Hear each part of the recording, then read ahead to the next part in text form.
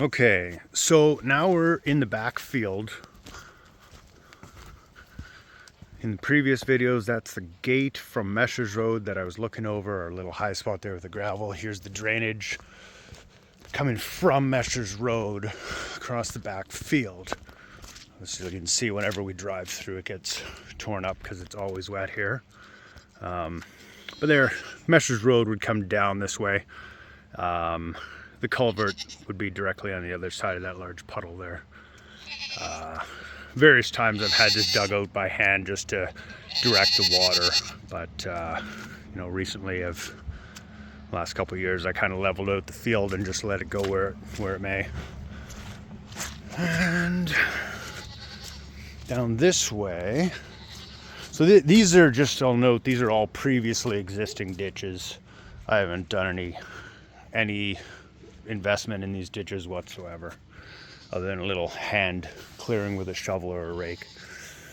So that comes down. We have the fence kind of rigged up there to try and keep the goats on one side or the other. And on this side is, you can see as it curls around here, that was all previously existing ditch, all to handle the runoff from Meshers Road. And let's walk over to this side. A lot more branches down from that storm a couple weekends ago, or bomb cyclone. Okay, so here's the drainage from this angle and going back through from the backfield over there. Now under here, I don't know if we can see it from the side. Get a little glimpse of the culvert starts there, goes under our little road. This is all pre-existing from when we moved in 10 years ago. Other side of the culvert here. So that's that's the property line, the marker here on the corner. And yeah, that ditch, if you call it that low spot continues down. You can hear the vehicles passing on Beaver Creek Road. So that's, I don't know, I guess, end of this field, give or take 200 and some odd feet. So this, if you see a map of our property, this corner here is what I would consider the inside of the L shape, the inside corner of the L. And then looking over to our side here, little garden area and whatnot, trailer, all high ground up there, by quite a bit. So this pond, I dug this one two years ago, I guess.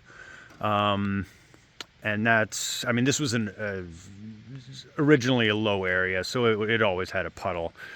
So I dug that down about 8 feet or so, and that handles quite a bit of our own runoff water.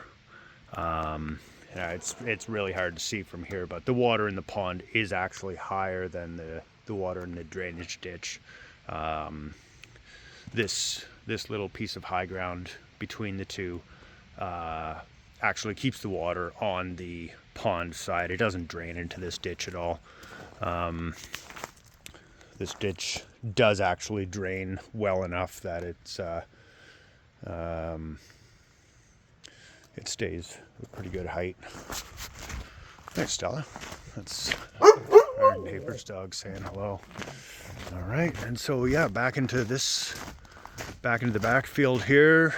On my right, the high ground is where the septic field will end up. Those perk tests and whatnot have already been done. Of this little spot, I'll get a little view from the top side here. Nice big cedars behind us on the property line. So I'm close to the top of this berm. So this directly in front will be where the septic field is. The house somewhere in this area, and then you can see down at the bottom of the field, that low area, where all that runoff from Meshers Road is directed currently. Back in this corner, way off there, you should be able maybe to see. I'll just zoom in so I don't have to walk all the way. The flag and tape, that's the corner of the property. Meshers Road's just beyond that. Looking down the fence line along Meshers, and as we look downhill, so that's approximately the view that we'll be looking at in the future here, with any luck.